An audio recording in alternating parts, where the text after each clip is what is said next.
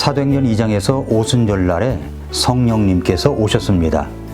그러니까 오순절 성령이 오신 것이 전환점이 되어서 오순절 이전과 이후의 성령의 역사가 있음을 알 수 있습니다. 오순절 이전은 구약에서의 성령의 역사를 말합니다. 구약 성경에 나오는 하나님의 영에 관한 구절은 약 100번 정도로 언급하고 있습니다. 구약 시대에 성령의 역사가 있었음을 말씀해 주시고 있는 것입니다. 구약 성경에서의 성령님은 분명한 삼위일체 하나님의 한 분의 인격이십니다. 성령께서는 구약 시대에도 역사하셨습니다. 사도행전 7장 51절은 스데반이 유대인들에게 마지막으로 외친 강력한 메시지입니다.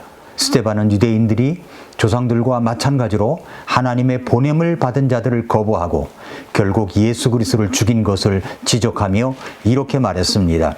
목이 뻣뻣하고 마음과 귀에 할례받지 않은 자들아, 너희가 항상 성령님을 거역하되 너희 조상들이 행한 것 같이 너희도 그렇게 행하는도다. 이 말씀은 신약뿐만 아니라 구약 시대에도 성령님이 활동하셨으며 또 이스라엘 백성들과 함께 하셨음을 증명하는 말씀입니다. 우리가 잘 아는 베드로후서 1장 21절에서도 대언은 옛적에 사람의 뜻에 의해 나오지 아니하였고 오히려 하나님의 거룩한 사람들은 성령님께서 자기들을 움직이시는 대로 말하였느니라, 이렇게 말씀했습니다. 이 구절도 구약 시대에 성령님께서 활동하셨음을 강하게 증명하는 말씀입니다. 베드로는 구약의 대언자들이 자신들의 뜻이 아니라 성령님의 감동하심을 받아서 하나님의 말씀을 전했다고 말하고 있습니다. 이 말씀을 통해 구약 시대에도 성령님께서 대언자들을 통해 역사하셨다는 사실을 우리가 알 수가 있습니다. 그렇다면 구약 시대에도 성령님의 역사가 있었다는 사실들을 한번 하나씩 알아보겠습니다. 먼저 첫 번째, 창조에 있어서의 성령의 역사입니다. 성경은 창조의 사역에 있어서 성부 하나님, 성자 예수 그리스도, 성령 하나님이 함께 역사하셨음을 명확히 증거합니다. 성령님은 창조 과정에서 생명을 부여하고 질서를 세우며 하나님의 뜻을 이루시는 역할을 하셨습니다. 먼저 창조에서 성령님의 직접적인 역할을 보겠습니다.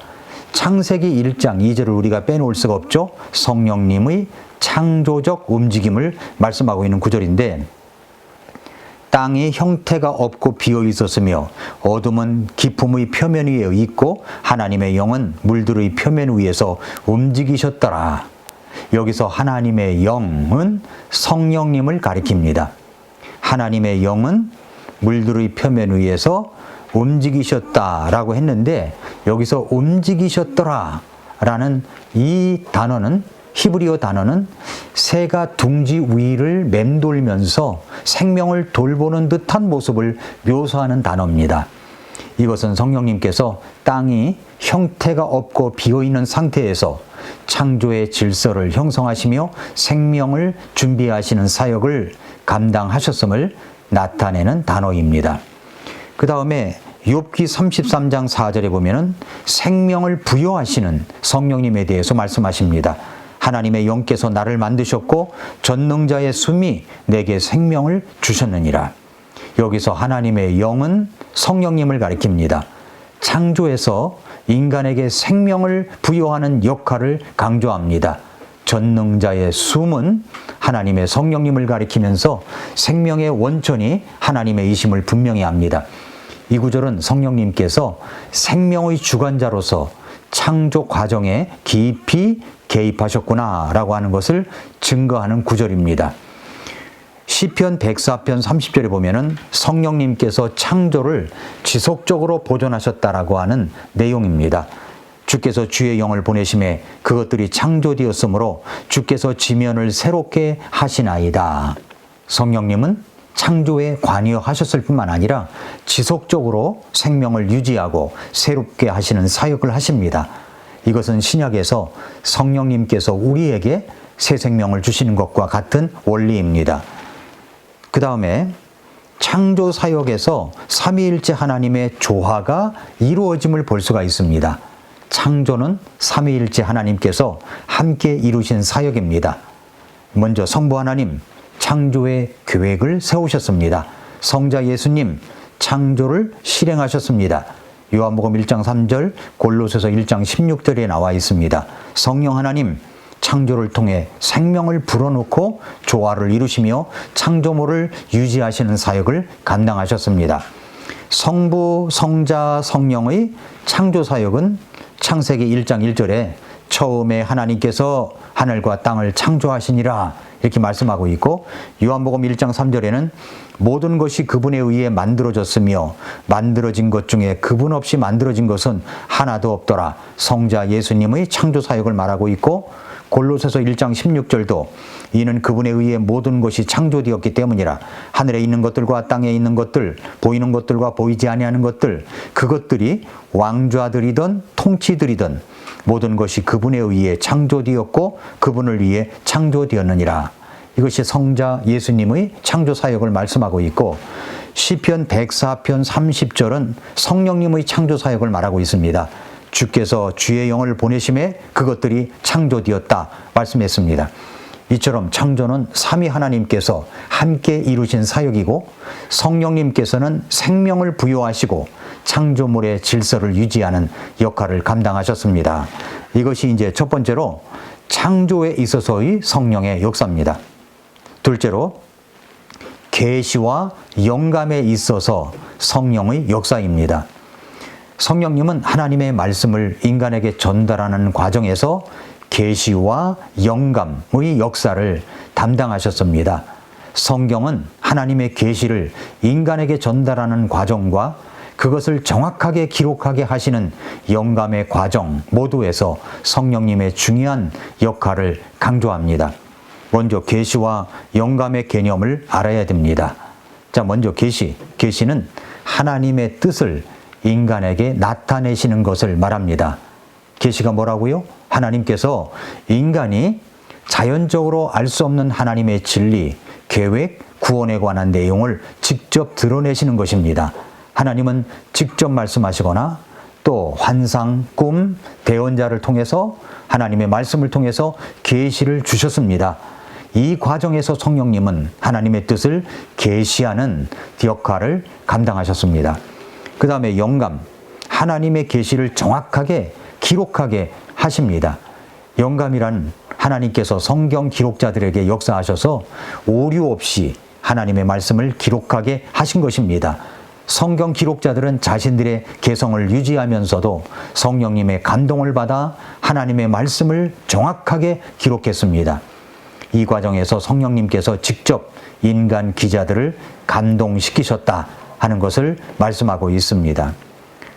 그 다음에 이제 성령님의 계시 사역입니다. 성령님께서 계시를 주시는 방식은 구약과 신약에서 다양하게 나타나고 있습니다. 먼저 구약에서 성령님의 계시 사역은 구약의 대언자들은 하나님의 말씀을 받을 때 성령님의 감동하심을 받았다고 말씀합니다.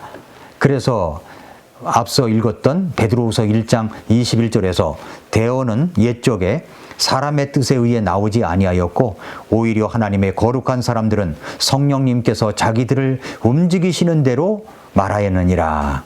이 구절은 구약의 대언자들이 자신의 생각으로 말한 것이 아니라 성령님께서 감동하셔서 기록하게 하셨음을 증명하고 있습니다. 사무엘하 23장 2절에도 주의 영께서 나를 통해 말씀하셨고 그분의 말씀이 내 혀에 있도다라고 했습니다.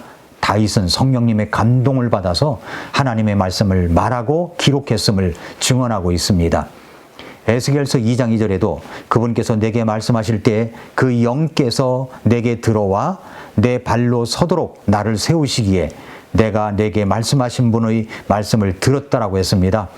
성령님께서 대언자들에게 직접 임하셔서 계시를 주셨음을 나타냅니다. 이것이 이제 구약에서의 이야기고요. 신약에서 성령님의 계시 사역은 신약에서는 성령님께서 특별히 사도들에게 예수 그리스도의 가르침을 깨닫게 하시고 하나님의 뜻을 계시하셨습니다. 요한복음 14장 26절에서 위로자 곧 아버지께서 내 이름으로 보내실 성령님 그분께서 너희에게 모든 것을 가르치시고 내가 너희에게 무엇을 말하였든지 너희가 모든 것을 기억하게 하시리라. 성령님께서 예수님의 말씀을 깨닫게 하시고 그분의 가르침을 기록할 수 있도록 역사하셨습니다. 요한복음 16장 13절에서는 진리의 영께서 오시면 진리 가운데로 인도하신다고 했습니다. 고린도전서 2장 10절부터 11절에서는 성령님께서는 하나님의 깊은 것들도 샅샅이 살피시는 분이시다라고 말씀하고 있습니다. 자, 이렇게 성령님의 계시 사역을 보았습니다. 그 다음에 성령님의 영감 사역입니다. 성경의 영감은 성령님께서 성경 기자들에게 감동을 주셔서 하나님의 말씀을 정확하게 기록하게 하시는 역사입니다. 성경의 영감에 대한 성경적 증거가 있습니다. 디모데후서 3장 16절에 모든 성경 기록은 하나님의 영감에 의해 주어진 것으로 교리와 책망과 바로잡음과 의로 교육하기에 유익하니, 여기서 하나님의 영감은 하나님께서 숨을 불어넣으셨다는 의미인데 성경이 성령님의 감동으로 기록되었음을 의미합니다. 고린도전서 2장 13절에 우리가 그것들도 말하되 사람의 지혜나 가르치는 말로 하지 아니하고 성령님께서 가르치시는 말로 하나니 곧 영적인 것들은 영적인 것들과 비교하느니라.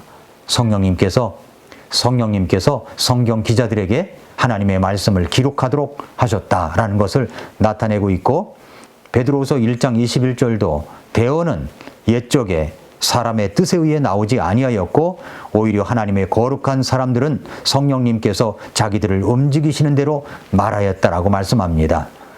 그래서 이제 성령님께서 성경 기록자들을 감동시키시고 오류 없이 하나님의 말씀을 기록하게 하셨음을 설명하고 있습니다. 성경 영감의 방식이 있습니다.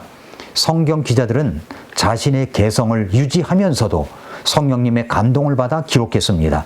성령님의 영감은 구두 영감, 즉 구두 영감이라는 게 뭐냐면 성경의 단어 하나하나까지 하나님의 감동을 받아 기록되었음을 의미하는 겁니다. 이것은 완전 영감이며 성경 전체가 하나님의 말씀으로 기록되었음을 뜻합니다. 성도 여러분, 우리는 날마다 성경에서 말씀하고 있는 성령님을 아는 지식을 갖추어 가므로 성경을 더욱 깊이 깨닫고 하나님의 사랑과 은혜와 지식면에서 성장하는 여러분들이 되시기를 축복합니다. 오늘도 미라클 모닝입니다.